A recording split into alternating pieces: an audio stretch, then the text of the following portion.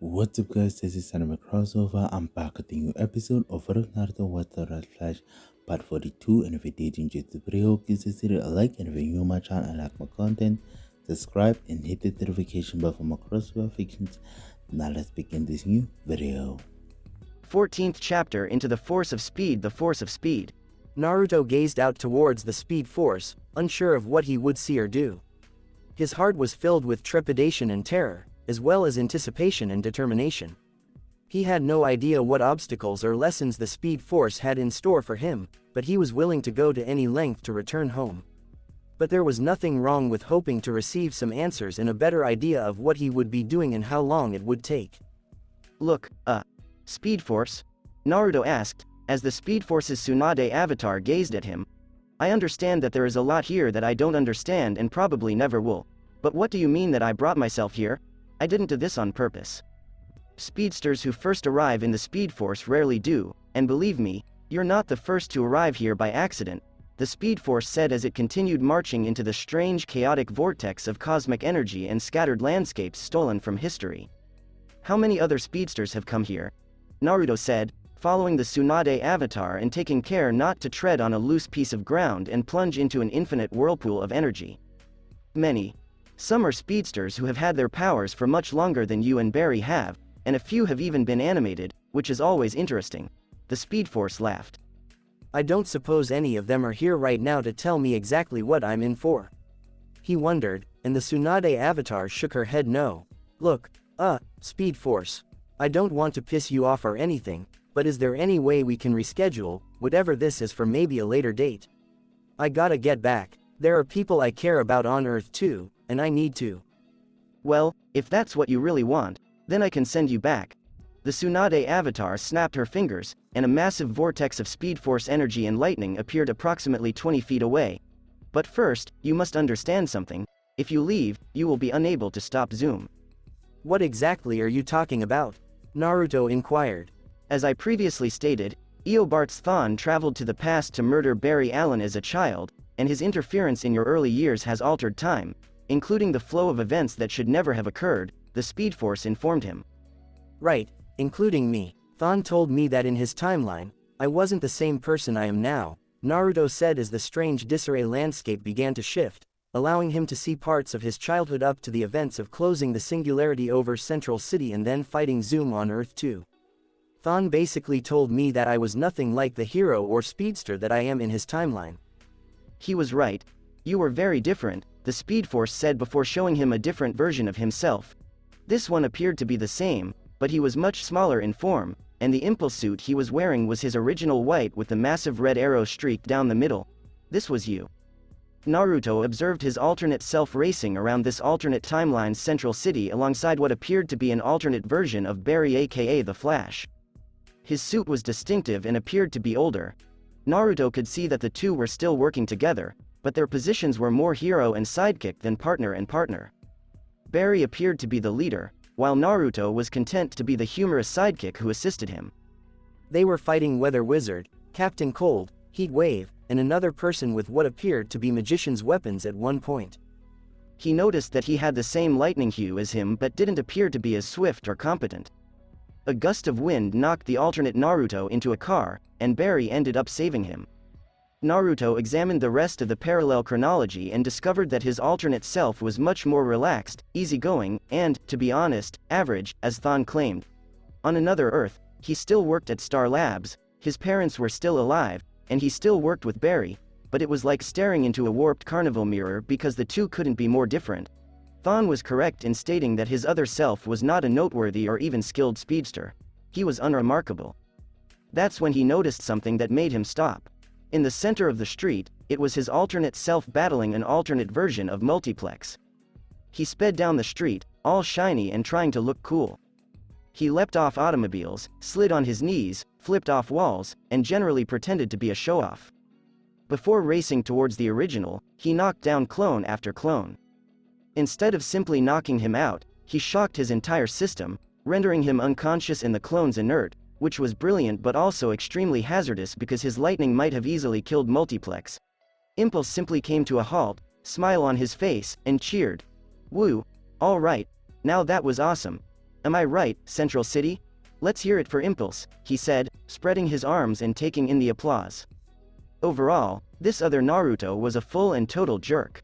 I despise myself, Naruto stated. Is that who I was supposed to be? Maybe this is one timeline change I can live with. Thon's change to the timeline did much to change the lives of certain individuals such as yourself. In his mad attempt to kill the Flash, he ended up trapped and needed to create him to get home, and in doing so has altered the flow of events in ways that never should have come to pass. This moment, for example, has had unanticipated consequences. Me and Ronnie getting knocked over into Earth too? Naruto inquired, but was interrupted by a succession of events he was unaware of. As a man strapped a device to Hunter Zolomon's chest, he stood in his lair. The design was similar to, but not identical to, the tachyon matrix Naruto utilized to augment his speed.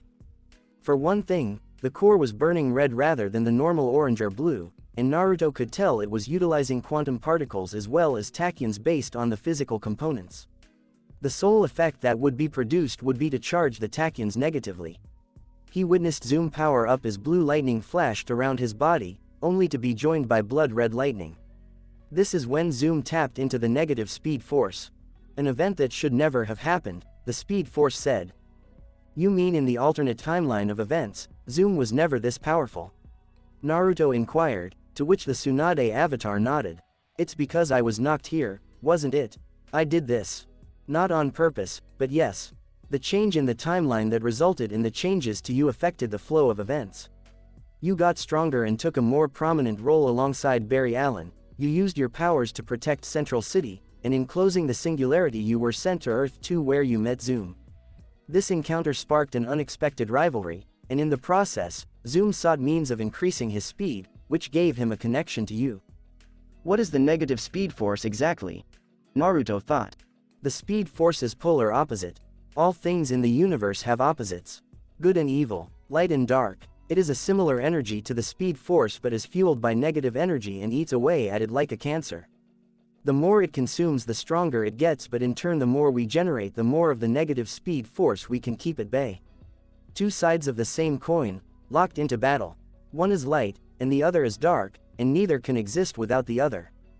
Like yin and yang, the speed force is all energy and motion in existence and gives speedsters their powers, but because it exists, so does its inverse.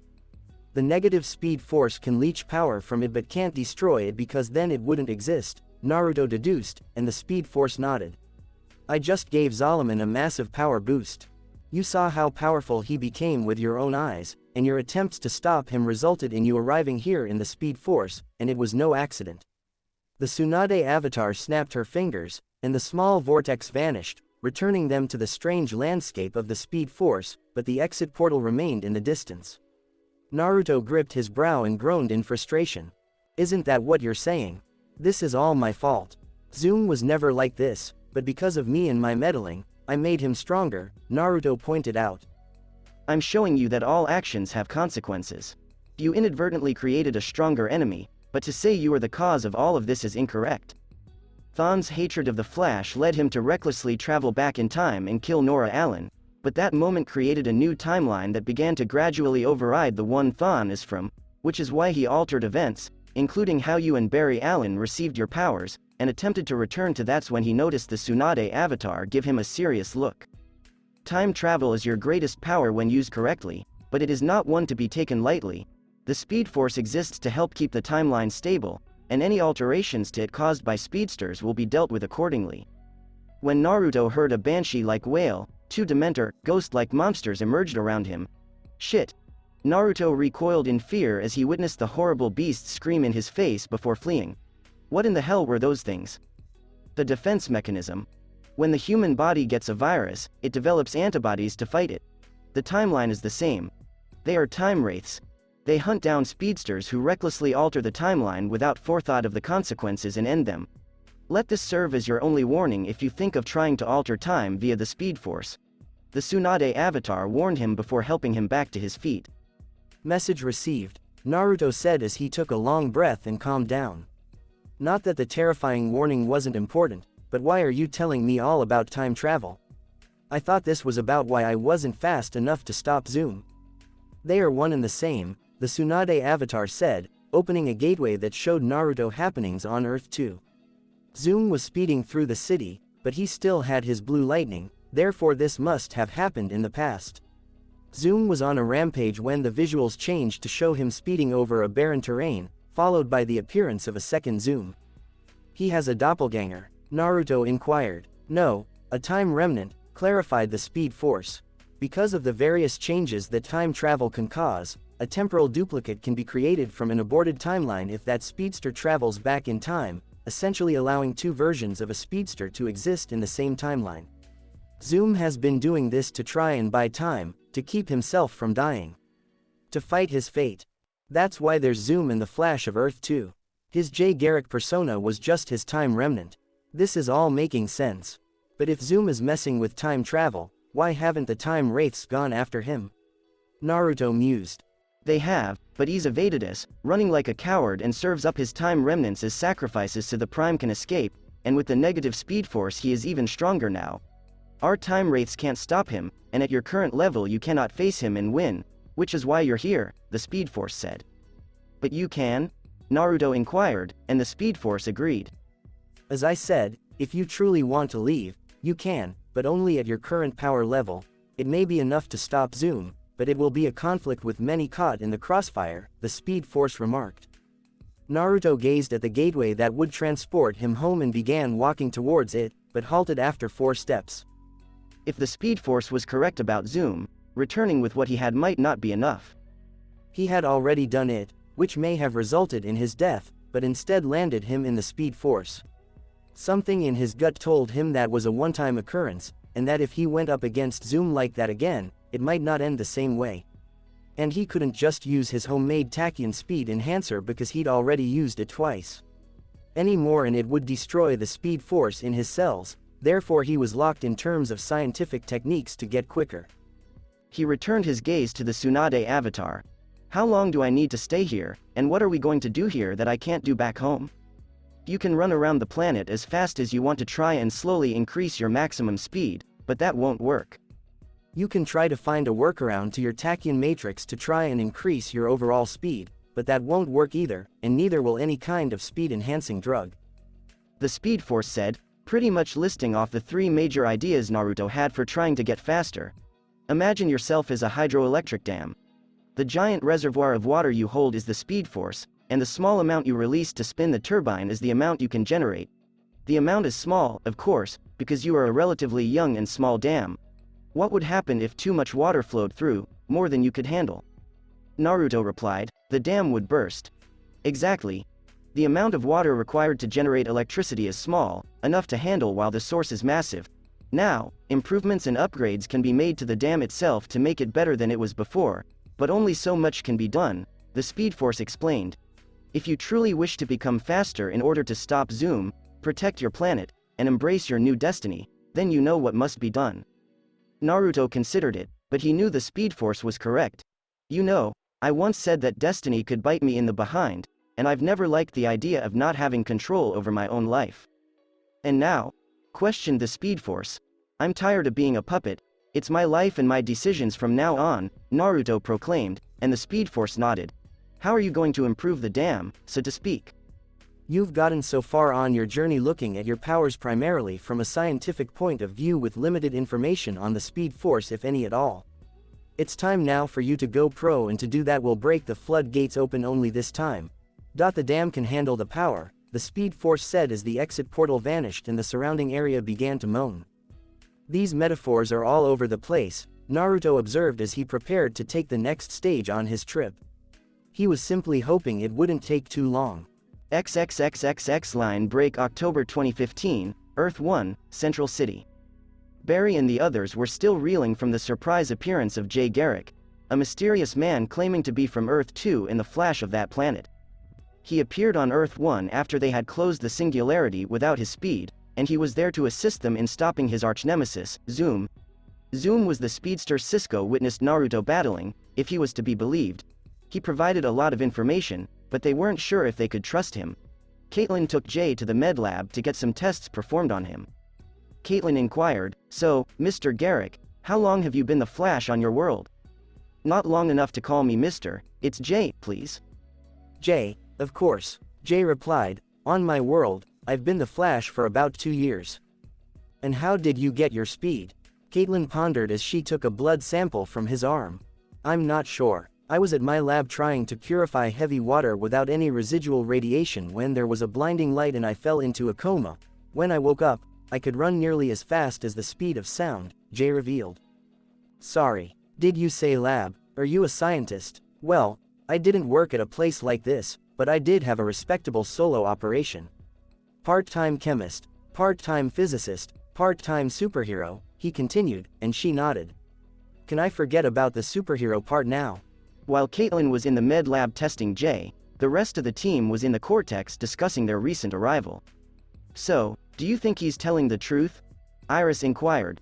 Not the part about the multiverse in another Earth, because we already know that, but do you believe this guy is a speedster? Hopefully Caitlin's test will be able to provide us with an answer. Given that Star Labs has trained 2 speedsters, she is the most qualified to figure out if he is in fact one. Professor Stein speculated. I don't trust him, Gara declared out loud. Any particular reason you don't? Barry inquired. Gara responded, call it a gut feeling. I'm with Gara. He shows up here, of all places, in Star Labs and says a bunch of things that happen to match up and claims to have the answers, Linda added. By the way, how in the hell did he get in? Gideon, Barry inquired, so she retrieved security footage from the main entrance and observed him enter a code into the front door. Gideon then retrieved the data logs and discovered that it was the identical code they used to access the building. He says he's been watching us for 6 months, including the times we came here, and he must have seen us enter the code, Joe reasoned. When Cisco recognized something, he added, Gideon, remind us to reset the security system. Wait, Gideon, do you have any records of other speedsters in the multiverse in your system? The hologram head of Gideon's emerged from the desk. I do. Naruto and Barry interacted with a number of speedsters from other worlds, and I recorded their interactions in my database. Everyone perked up when they heard this since it might reveal whether or not Jay Garrick was telling the truth. Gideon was from the future, therefore if she found him in her database, it had to be someone they knew but hadn't met yet. Cisco inquired, do you have a record for a Zoom? She said, negative. No record. Barry inquired, do you have a record for a Jay Garrick? I do, but it is not the one who has arrived here at Star Labs. Gideon showed a holographic image of an elderly speedster who resembled Barry's father Henry. Joe whispered, whoa. Doppelganger, Cisco marveled. The stunned expression on Barry's face was shared by everyone in the room. Gideon revealed, the Jay Garrick I have in my database is the Flash of Earth 3 and the doppelganger of Henry Allen. Barry, are you okay? Iris inquired. Yeah, just a little whiplash here, Barry responded. You have to wonder if your father is the Flash on Earth 3, does that make you his sidekick? Kid Flash, oh, Flash boy, Gara teased, and everyone laughed. Gideon, do you have a Jay Garrick for Earth 2? No, I have no record of a Jay Garrick on Earth 2. The only speedster in my records on Earth 2 is Jessie Quick, Gideon said, before projecting an image of a female speedster in a crimson costume and mask. A lady speedster, nice, Iris exclaimed as she and Linda exchanged fist bumps. So, you have no records of a Jay Garrick on Earth 2? Barry inquired. This guy isn't who he says he is. Gideon remarked, that is not entirely possible. What do you mean, Gideon? If you don't have him in your database, then this guy isn't who he says he is, isn't it? I mean, you're from the future, so wouldn't you know if this guy is who he says he is? Linda questioned. Yes, but there is a flaw in your logic. While my records and database are impenetrable, due to the temporal paradox and timeline shift, some of my data may not be adjusted for the changes in the timeline, Gideon explained. I'm sorry, the what? Joe was the most perplexed of all. Perhaps a visual model would be useful, Gideon said, projecting a holographic image of 2 lines, one blue and the other red. The blue timeline was labeled alternate timeline, and the red timeline was designated present timeline. As you all know, Eobard Thawne was born in the year 2151 and began his mission against the Flash in the 2170s after gaining his abilities, but his history was drastically different than the one you live in now. Right, Naruto said that this was the future where the real Dr. Wells and Tess Morgan were alive, the particle accelerator didn't go off until 2020, and we were different. Barry remembered, and everyone else's memories were jogged. He said that this happened shortly after they seized Thawne and before the singularity. Correct. Thawne eventually stole me from the Flash Museum and learned the Flash's identity of Barry Allen. He then traveled back in time to kill Barry as a child, but his future self prevented that, so Thawne decided to kill Nora Allen instead. As a result of the change in the timeline, Thawne lost his powers, so he began to manipulate events and caused the entire timeline to shift to his new one that you all currently live in. Okay, I'm getting it so far, Joe said. As a result, the new timeline gradually overwrote the alternate timeline in history that Eobard Thawne lived in, Gideon explained, before showing them the blue line converge onto the red line at a single point to form a new purple line. The results of this can already be seen, and Naruto is a prime example. Gideon displayed a photo of Naruto in his Impulse suit as well as a hologram newspaper from the future about the Flash disappearing in the crisis. Right, Naruto said that the version of him from Thawne's timeline was completely different. More of a sidekick and not as smart. His parents were alive and the Nine didn't exist, but Thawne molded Naruto into a better Impulse because of Thawne's interference in his childhood and the general time travel. Linda explained. Exactly, changing the future that he and I originally came from, which was already changing due to his interference in killing the original Dr. Wells and setting off the particle accelerator earlier than in his original history.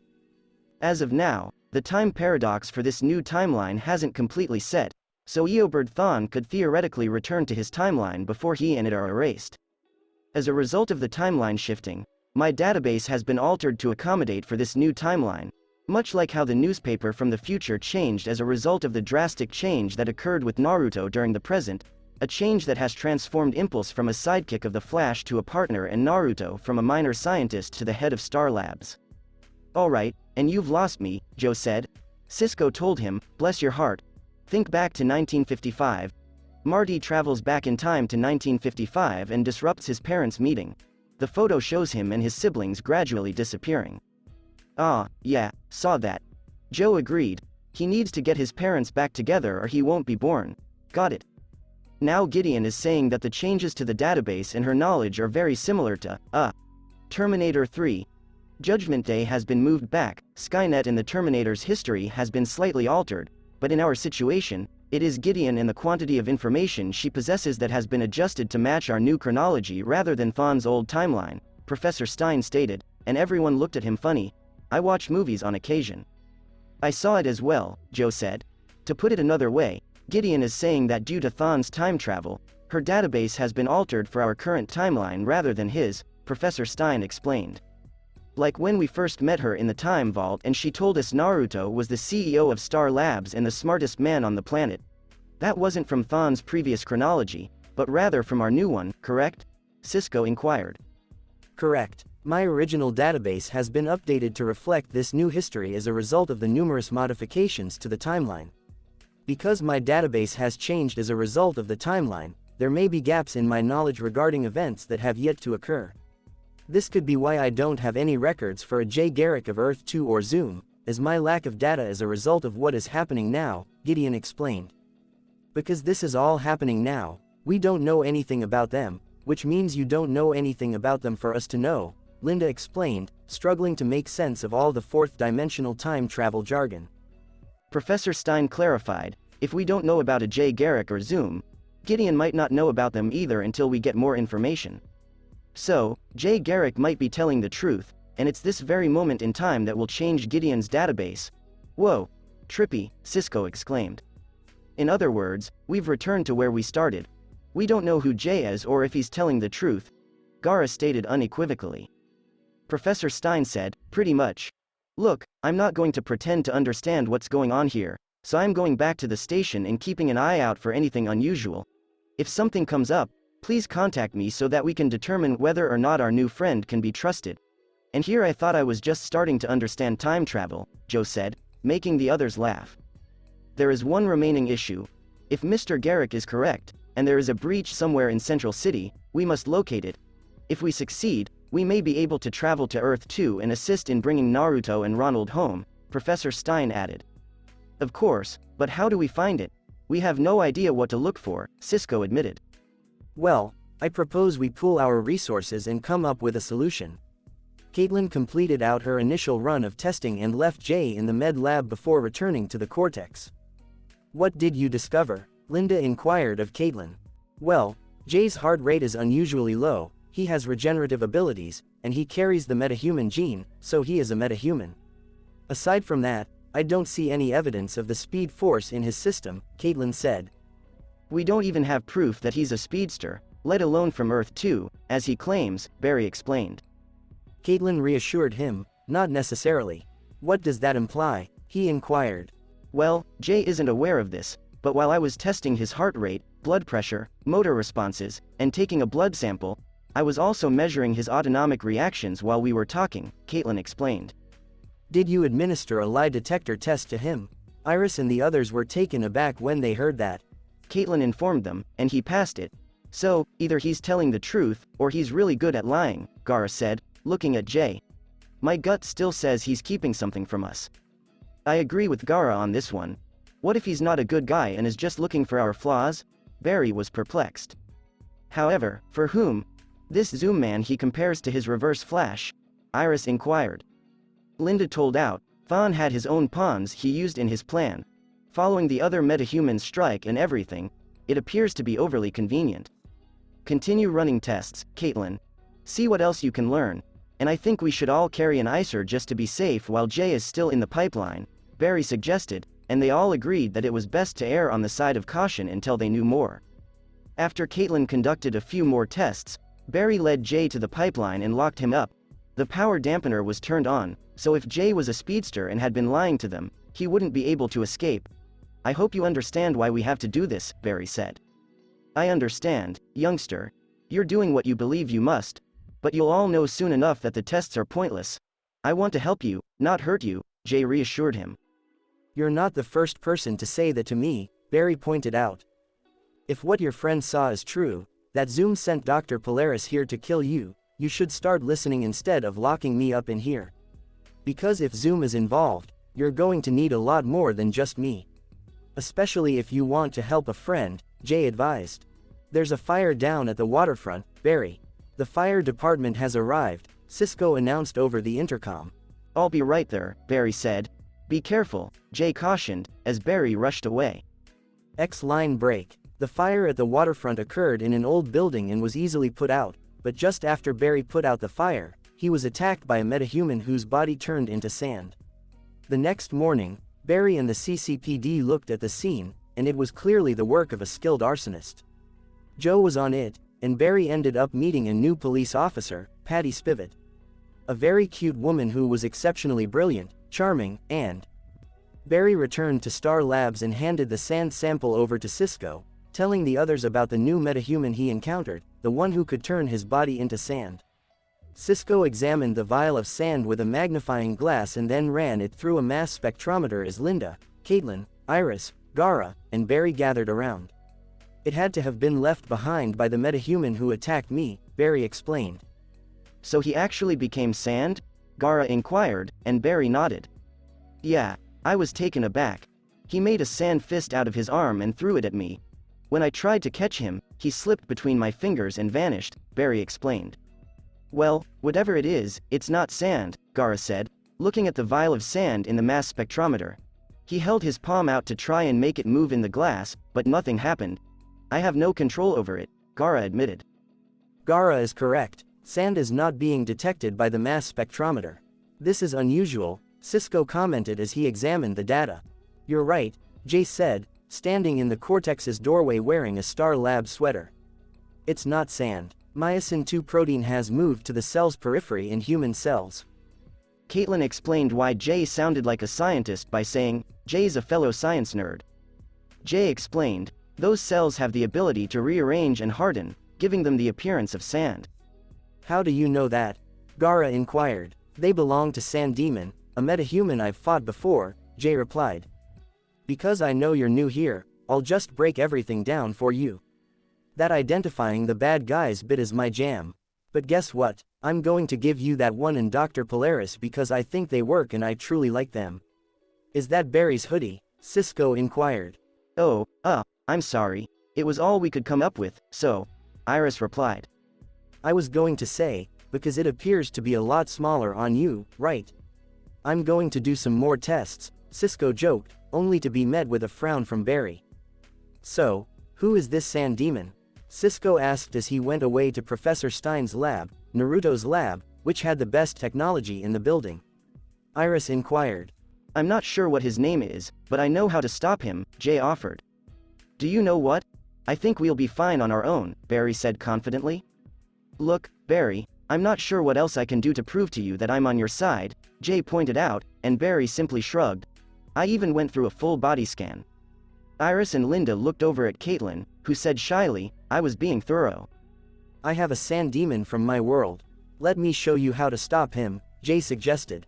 No, Jay, I don't need you to teach me anything, Barry responded. Dr. Polaris was sent here by Zoom to kill you. He must have dispatched Sand Demon to do the same. Don't you understand? Anyone who is close to the Flash, all of you, are in grave danger, Jay said. Okay. If you're as good as you claim, you'd have caught him by now. So, why do I require your assistance? Brian mentioned it, and Jay didn't respond. Let's get Jay back to his cell.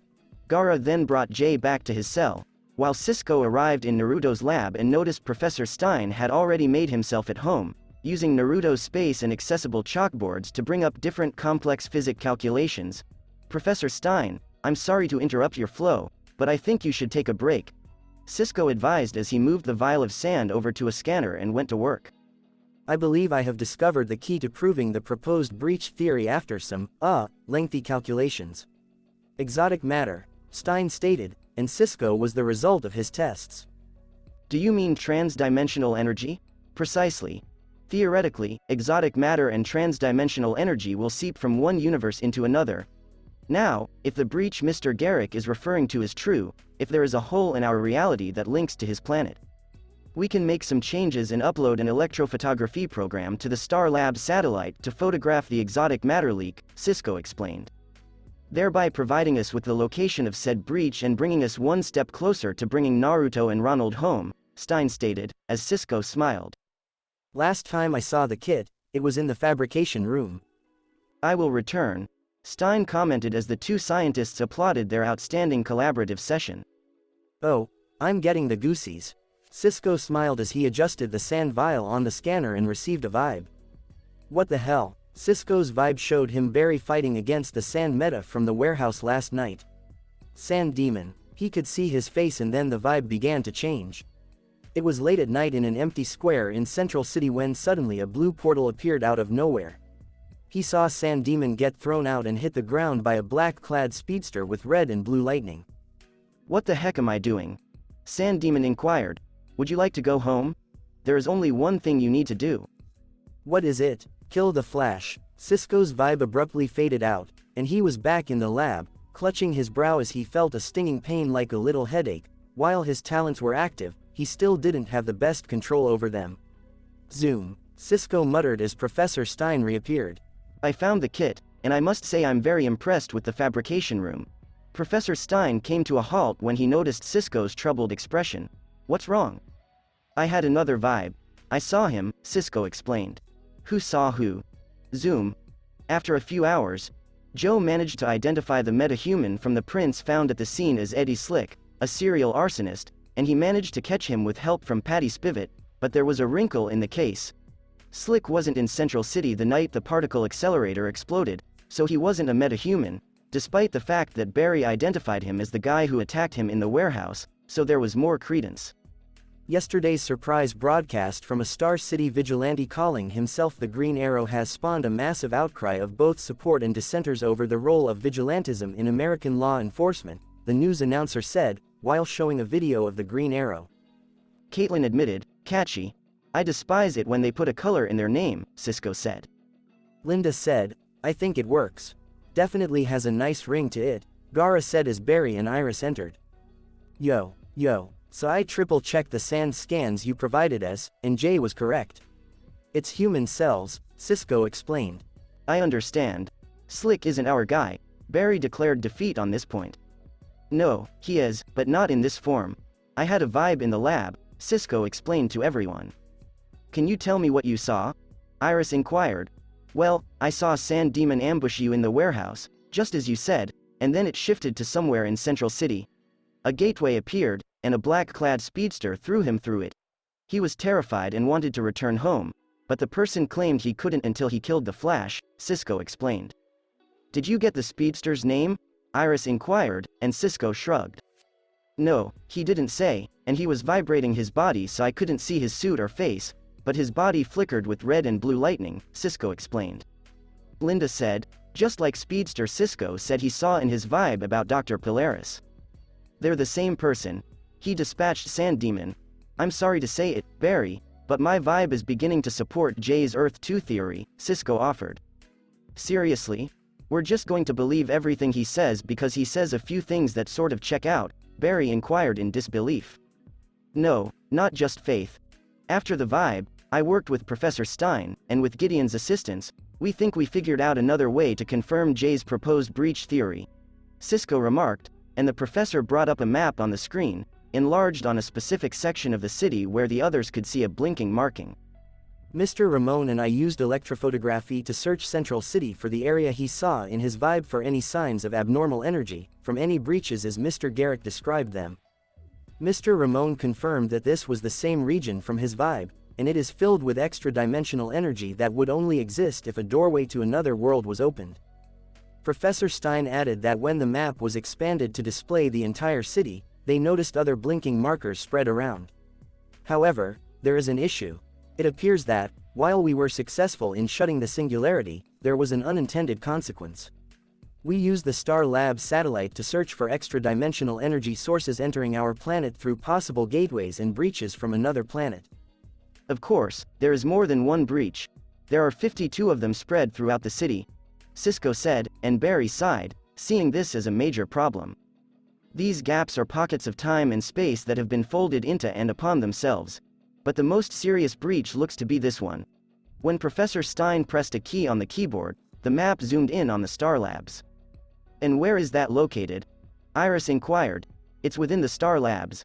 And just beyond that chasm is another Earth in the multiverse, possibly Earth 2. Professor Stein proposed a theory. And we're on our way to get Ronnie and Naruto back home. Linda was very set on making that happen. Caitlin, like the rest, nodded in accord. I'm sorry to say it, Barry, but it appears that we'll need Jay on this one. Yeah, Barry grumbled. Iris noticed he was having difficulty with the concept and asked the others to leave for a moment so she could speak with him. Barry was still having reservations about working with Jay because he reminded him too much of Thon, Wells and how the whole relationship worked and ended. Barry was hesitant to put his trust in others, especially because he'd be taking on a new mentor-like role, which was natural. She told him that not everyone will be like Thon, Wells, and that if given the chance, there would be those who could become allies. With everything on their plate and the potential of reuniting Naruto and Ronnie, they would need all the assistance they could get. And the advice arrived just in time since Sand Demon had kidnapped Officer Patty Spivot as a hostage and they needed to find him. Jay provided them some important information about the Sand Demon and promised to prepare Barry to defeat him by teaching him how to throw his lightning trail. While Barry trained, the crew worked to find Sand Demon, but even Gideon couldn't find them. They couldn't discover Sand Demon at any abandoned warehouses that fit the specifications Jay stated he'd need for his powers, and there were no odd spikes in electrical grid activity. With no other option, Cisco utilized his vibe goggles to try to locate them. It took some time because he was still getting used to his powers, but with Gideon's help and Sand Demon's strange cells, Sand Clump, he found him at the abandoned Woodrue Grow home. He had Patty with him, but Cisco noticed Sand Demon was constructing a concussive bomb as a trap, so Barry proposed using Jay as a distraction. He recognized Jay as the Flash, and Jay was wearing his costume except for his helmet, which was the silver kettle helmet with gold wings that Cisco and Joe witnessed emerge from the opening in the particle accelerator immediately before Thon fled. The Flash of Earth 2 was now prepared to assist the Flash of Earth 1. Later that evening, with an evil smirk on his face, Sand Demon primed the concussion bomb beneath the chair he had Patty chained to. I have command of the security feed. Let's go, Barry. Cisco made a radio call. Sand Demon knew the Flash had arrived when he heard a whoosh of air and saw a flash of yellow lightning. Are you there, Flash? Did you find your way here? When Sand Demon turned around, instead of seeing the Flash of this Earth, He saw his Flash's silver helmet, scarlet jacket with a lightning bolt, and blue leggings. I traveled quite a distance, Jay explained. I thought you were dead. Sand Demon mentioned it. You were mistaken. As usual. Sand Demon followed Jay as he moved a few paces to the side. Let the girl go. Have it, but if you touch her, she'll go boom. And I don't think you're fast enough to save her. Sand Demon stated as Jay attempted but failed to land a 3-punch combo. You're a lot slower on this planet, Flash. Sand Demon then punched Jay in the gut with a massive sand fist, launching him through a table. Sand Demon approached Jay with a twisted smile on his face as he groaned in anguish. He's preoccupied. Off you go, Barry. Cisco made a radio call. Barry dashed into the building, sprinting towards Patty. He swiftly unfastened her from the chair and pulled her away, but the bomb went off the second he did.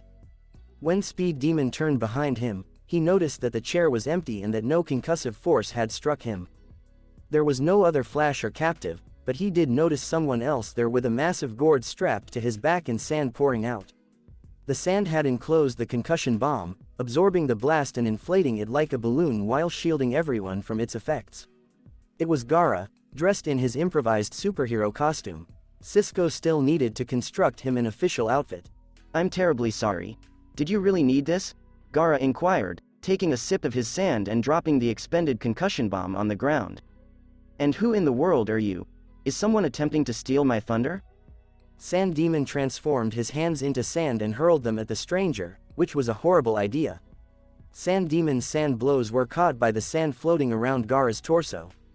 The sand clusters collided, but Gaara was stronger and combined with more sand pouring out of his gourd.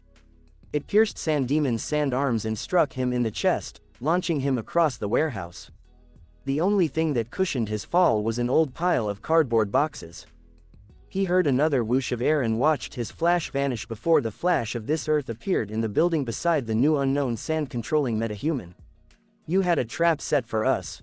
It was only fair to have one waiting for you. The Flash made a remark. So you're the Earth's Flash. I have to say, you're already outperforming mine. However, it is not as nice as the other. Sand Demon made a remark. Other one. Barry and Gaara were perplexed. What was his name on this planet? Impulse. Sand Demon made a joke as he noticed the Flash and the other meta tense up. Yes, that's correct. Your small companion ended up on my playground. And he was excellent. That's a lot better than my Flash. Because of him, I nearly lost my arm and had to spend months in jail. Yeah, that sounds like Impulse. With a smile, the Flash said. Well, he's got his own problems to deal with. Zoom wants you both dead, so while he takes care of your sidekick, I take care of you. Sand Demon's arms started to turn into sand. And after I'm done with you two, I can go get the other Flash. He flung out his sand arms once more, but a massive sand shield intercepted the attack. The sand shield remained in place before launching sand whips. Sand Demon transformed his body into sand, so they passed through him before he switched his shape and continued to travel as more sand whips were thrown at him. Barry watched as Gaara maintained his sight on Sand Demon while controlling his sand with such superb accuracy that it put his opponent on the defensive. Whoa, when did you become so skilled? Barry inquired. What? Did you believe I spent my entire life at Star Labs working for the company? Barry could see Gaara's eyes as he remarked. They weren't joking.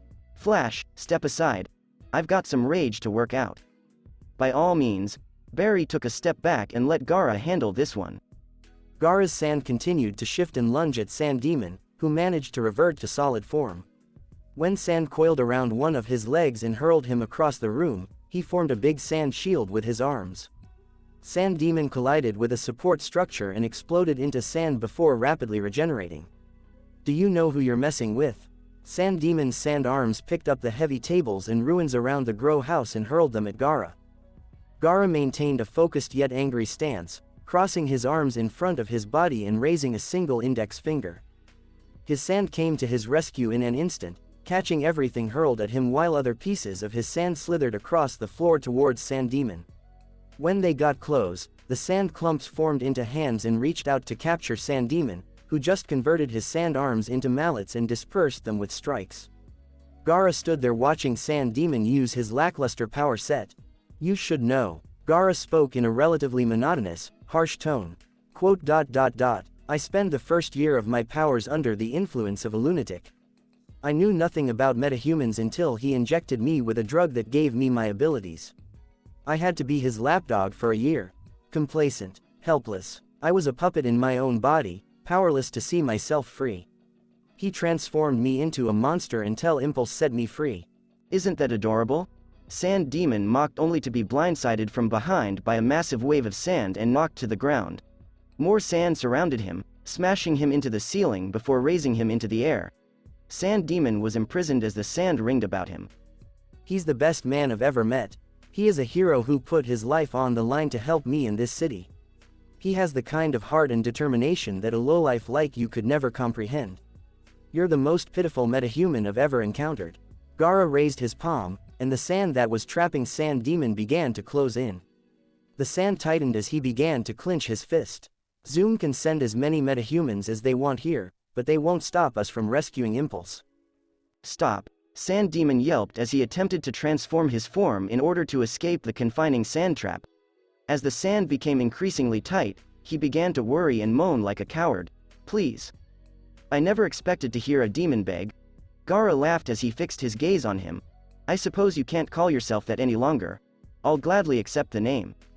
No, Sand Coffin, says the narrator. Gaara tightened his hand, and his sand cage imploded before collapsing.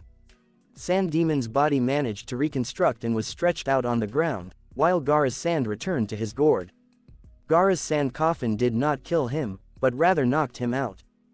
Whoa, Barry mumbled in astonishment as much as pants-wetting terror. Damn. I had no idea Gaara could go full Darth Vader. Cisco made a statement. More like Todd McFarlane's Spawn. Gaara reprimanded him. I was feeling motivated. Fair enough. As he walked over, Barry said, "You okay?" "I'm perfectly fine." Gaara responded. "Let Zoom send as many metahumans as he wants. They will not prevent us from rescuing Naruto." "You're right about that." Barry concurred, and I completely agree in that badass moment. I'm not sure how I feel about Gaara taking this guy's name because I was planning on coming up with one myself, but it fits. It's a sand demon. Only this time, Sand Demon is on the side of good, according to Cisco. I can live with that, Gaara stated before turning to face Barry. You still want to try out your lightning throw? You might as well, dude. You did complete the training. Cisco mentioned it, and Barry shrugged. He performed his lightning throw and struck his target, which was not difficult given that Sand Demon had been knocked out. He was transformed to glass and placed in the pipeline until he could be returned to Earth 2. A satisfying conclusion to the evening. They defeated the evil metahuman, rescued Patty Spivot, Gaara demonstrated his badass side and earned his own codename, and Jay would assist the team. Not only that, but they now knew the location of trans-dimensional breaches that could be used to reclaim Naruto and Rani. Everything was heating up. Time travel, 1 month later. To say that things had gotten hectic and busy for Barry and the others in the last month would be an understatement. Sand Demon was imprisoned in the pipeline, and Gaara demonstrated how strong and powerful he could become via control of his powers. Sand Demon was made to look like a chump, and he even stole his moniker. Some members of the team thought the moniker was inappropriate, but Gaara intended to utilize it for good, given how he gained his talents and what he was forced to perform as Orochimaru's enslaved puppet. Naruto's liberation had given him back control of his life, and he planned to take advantage of his second chance. He wasn't planning on donning a mask and going out into the city like Barry, but if the team or Central City ever needed his assistance, he'd be there. And soon after, Cisco began designing a new suit for him to wear. Jay would be assisting the team in training Barry to become faster in order to take on any other metahumans Zoom might send over from Earth 2. They now had the next half of their plan thanks to the work Professor Stein and Cisco accomplished in tracking down all the breaches in the city, but they ran into some snags when Professor Stein developed some health issues. He fell unexpectedly and took some time away from the crew, which was good because they weren't dealing with anything city-destroying, but it was very odd. Lisa Snart, aka Golden Glider, approached them for assistance with her brother, Leonard Snart, aka Captain Cold. He was kidnapped, she assumed, but he was forced to work for their father, Louis Snart. The man wasn't exactly the father of the year, and he was forcing his son to collaborate with him by holding his daughter hostage.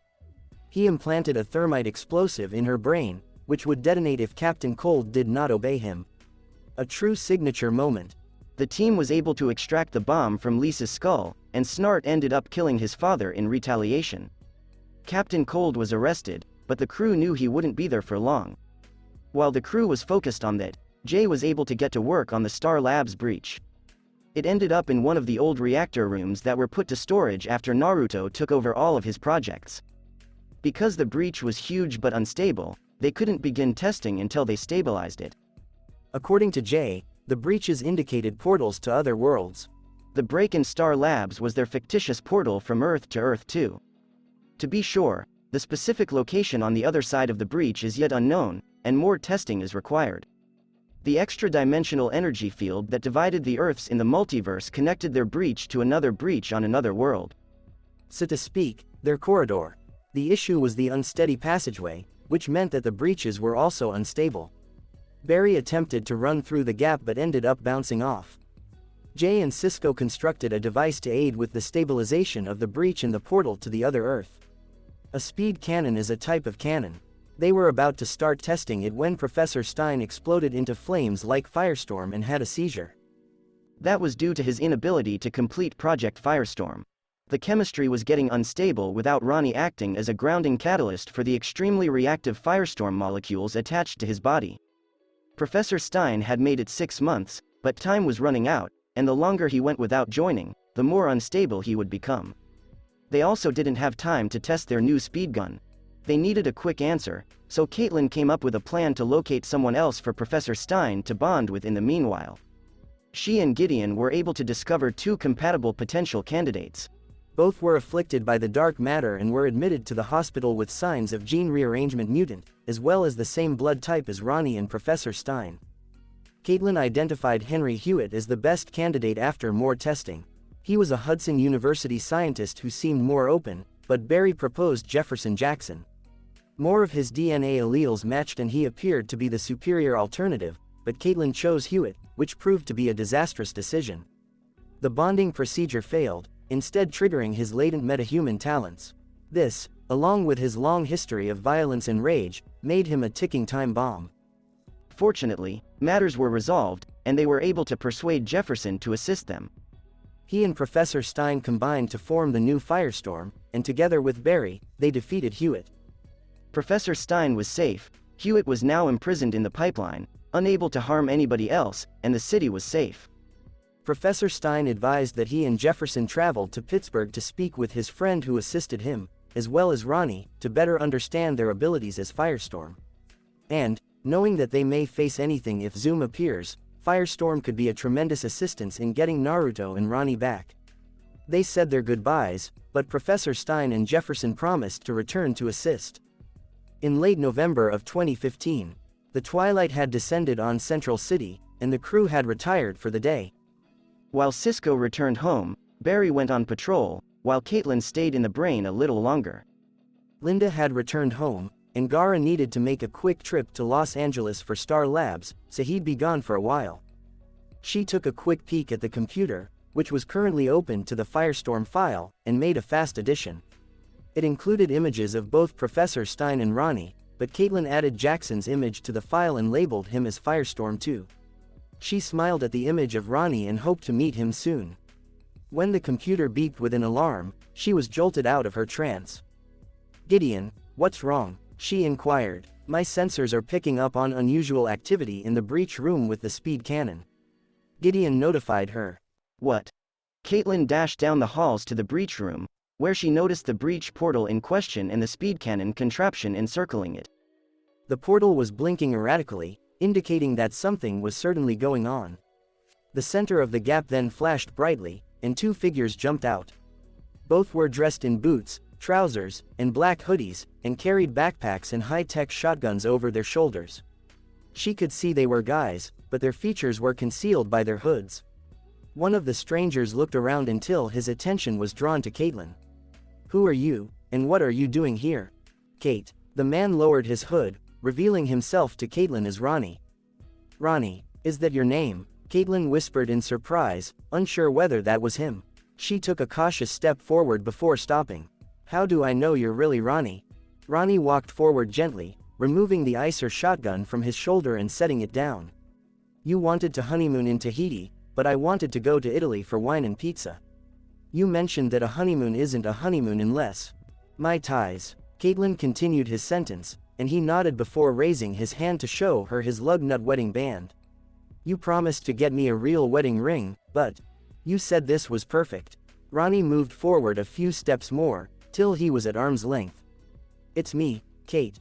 Caitlin gently cupped his cheek, feeling his skin under her fingers for the first time in months, and it was him. She drew him in and hugged him as if there was no tomorrow. Ronnie followed suit, and the two estranged lovers were reunited. With everything that had happened when the particle accelerator detonated, Ronnie being combined with Professor Stein, and then being assumed dead, this moment was incomprehensible. Finally, everyone is back together. I thought I'd lost you. Caitlin sighed, her eyes welling up with tears. I returned, he muttered, moving his hands up and down her back to calm her down while holding back his emotions. Ronnie. They listened, and Ronnie returned to the person with whom he had jumped through the crack. I apologize for interrupting. No, it's not a problem. Take them. This is the correct planet. Ronnie informed him, and the man nodded before returning to the breach. What's going on, Ronnie? Who is he? Caitlin inquired. It's a long story, but it'll be better explained when the rest of the team arrives and we can talk to them. Is Barry all right? Caitlin nodded as Ronnie inquired. No, he's okay. He's on patrol, Caitlin responded. What about Professor Stein? Says one. Ronnie inquired, curious about his other half of Firestorm. That's a long story as well. Caitlin spoke up, but before she could finish, the breach portal glowed and outstepped the previous stranger, along with 3 more persons. A husband and wife team with their little daughter. Caitlin didn't identify the girl, but she did know the husband and wife. Dr. Namikaze, Dr. Uzumaki. Huh, I guess we were the same here as well. The husband pointed out, and the man eventually removed his hood, revealing himself to be Harrison Wells. Naruto did say that you were. He brought it up again. Caitlin became concerned when she saw his face, but Ronnie quickly calmed her down. It's not Thon, Kate. That is the genuine Wells, or at least the Wells of Earth 2. I understand it's complicated, but he's the nice man. He assisted me in getting home. Ronnie made a promise to her. Caitlin was still nervous, but she had faith in Ronnie. He wouldn't lie to her, and considering her history with him, she wasn't about to kiss a gift horse on the lips. That's when she realized Ronnie had returned with the Earth 2 doppelganger of Dr. Wells, as well as Naruto's parents and a young girl, but he was still missing. Ronnie, where's Naruto? Caitlin inquired, and she noticed him pause and look back at the others. We don't know. When his phone rang and the intercom went off, he responded. Please excuse the interruption, Caitlin, but I thought it prudent to inform Ronnie that I have successfully reintegrated myself to my primary database here in Star Labs. Gideon notified him. All right, Gideon. Start working on the tracking algorithm and get up to speed on what's going on here. Ronnie informed her. Of course, she says. I should also mention that my sensors have detected a strange vibrational frequency from an Earth 2 metahuman in Central City. Gideon declared. He's going after Barry. Caitlin figured it out after seeing Ronnie pick up the ICER shotgun. Not if we have anything to say about that, Ronnie stated as he drew the cocking hammer back, ready to fight. Other places in town. Barry was patrolling the city in his Flash outfit while also contemplating what had just happened. Taking a risk and accepting a second opportunity at life. He came to a halt across the street from Jitters to greet Patty Spivot, Joe's newest companion and member of the CCPD anti-metahuman squad. A waiter came over to retrieve her empty cup and plate as she sat at a table checking over some work files. In their limited contacts, she and Barry had developed a fun, fascinating, and charming, if nerdy conversation. There was an attraction there, so perhaps he could attempt asking her out. Get his regular life back on track, and he smiled as he was suddenly hauled into the air. Whatever gripped him was enormous and forceful, like a massive hand tightening around his chest and neck. He was dragged around to see his attacker, who was a big bipedal great white shark wearing pants. It was obvious that it was a metahuman, but whatever it was, it appeared angry and hungry. Flash, Zoom wants you dead, King Shark roared and opened his maw, preparing to bite the Flash's head clean off and enjoy a great dinner. Hey, take him down, take your hands, Fins in the sky, Patty Spivot yelled as she unholstered her weapon and put on her fiercest look. Granted, it wasn't much against a 7-foot-tall, 400-pound walking great white shark. King Shark grinned as he tossed the flash aside like junk and strolled over to Patty. She aimed her pistol at him, but the bullets bounced or splintered against his strong shark skin. She continued to fire until her pistol mag was empty. When he was within grasping distance of her, King Shark shouted in anguish as something struck him from behind. He turned to see a hooded man with a high-tech weapon standing on the steps. Said person fired another blast from his weapon, striking King Shark in the chest, causing a full-body electrical shock that caused him to roar in pain before collapsing to the ground, unconscious. Barry looked up at the cloaked person who urged him to follow, away from the detective's probing gaze. Barry sped up with the guy until they were in an alley on the other side of the street. "Who in the hell are you?" The mystery guy lifted his hood to reveal himself to be Ronnie. "Hey, Barry." "Ronnie?" Barry couldn't believe his eyes. "Is that you?" "It's me. I've returned," Ronnie told him, and Barry smiled before the two hugged. Barry hugged him, relieved that he was alive and well, and Ronnie was relieved to see him as well. "How, though, how did you end up here?" Barry inquired. "It's a long story, and it's best told with everyone. There are a few more folks you should meet," Ronnie informed him, and Barry was perplexed. Suffice it to say, he wouldn't be the only one in the morning. Linda went to work as usual the next morning, working on a narrative with Iris. When her editor-in-chief strolled over, she had just returned from the printer with a rough draft of her upcoming article. "I hope your content, Linda. Tanner's attorneys have threatened to sue us." "I'm sorry, sir. I don't care how many touchdowns those roided-out dumbass throws resulted in. I'm not doing a puff piece interview with a jerk who beats up his wife and pays people to keep it quiet, only to make him responsible for domestic abuse, as detailed in my piece. Here's a rough draft." Linda handed it to him, and he gave it a quick glance. Larkin let out a dejected sigh, indicating that whatever Linda wrote was good. "All right, Park, tell your story." The sports page used to be a lot simpler. Before returning to his office, her editor made a remark. "She fires, she wins." Linda laughed as Iris commended her. "Larkin is the best editor I've ever had the pleasure of working for. It's only that you have to remind him every now and then not to submit to attorneys." When Linda and Iris saw Joe walk in, they cracked a joke. "Hello, Dad, what's the matter?" Iris inquired. "I'm not sure." Barry instructed him to meet him at Star Labs. "It was vital," he said. "Let's get started," Joe said, so the two grabbed their jackets and dashed there. They entered the cortex and noticed Barry and Cisco conversing in the middle of the room. "Hey, we received your message. What exactly is going on?" Linda inquired. "Something that definitely complicates things," Barry responded. "Beyond complicates things, but it has some good news." "The good news is right there," he said. Cisco sent Joe, Linda, and Iris to the med lab, where Caitlin was finishing up a checkup on none other than Ronnie Raymond. "Ronnie?" Linda whispered in surprise because she hadn't expected to see him here. "Hey, guys." As he approached, Ronnie smiled. "I made it back home." "Yes, we noticed that. Is it truly you?" Iris inquired. "It is." Caitlin approached his side. Ronnie encircled her and kissed her on the cheek. Caitlin confirmed it's him, but we also ran a test just to make sure. Barry went on to say. With that out of the way, Joe, Iris, and Linda were overjoyed at the good news and greeted him with open arms. "It's good to have you back." Joe addressed him. "Beyond good," Iris added her voice. "We were concerned. How did you return?" Linda inquired. "That took some time, but I had help." Ronnie supported Caitlin's rucksack, which Professor Stein had thrown into the fray. "We discovered this in one of the Star Lab's rooms. It turns out that this Star Lab is linked to the one on Earth too." Iris was perplexed when she heard "we" instead of "I." "It's strange to be holding your own autobiography, especially since you didn't write it and it has nothing to do with you." They turned around to see Dr. Harrison Wells stroll into the cortex from the corridor, holding Wells' autobiography book. This Wells wore no spectacles and carried a high-tech plasma shotgun slung over his shoulder. Linda's hands began to light the moment they spotted him, and Joe shot him, but Barry dashed in front of them. He took Joe's rifle from his grip and ordered Linda to stop. "I can see why you had me waiting outside. How are you doing? How in the world are you still alive? Joe yelled angrily, and Barry stopped him from approaching Wells and hitting him in the face.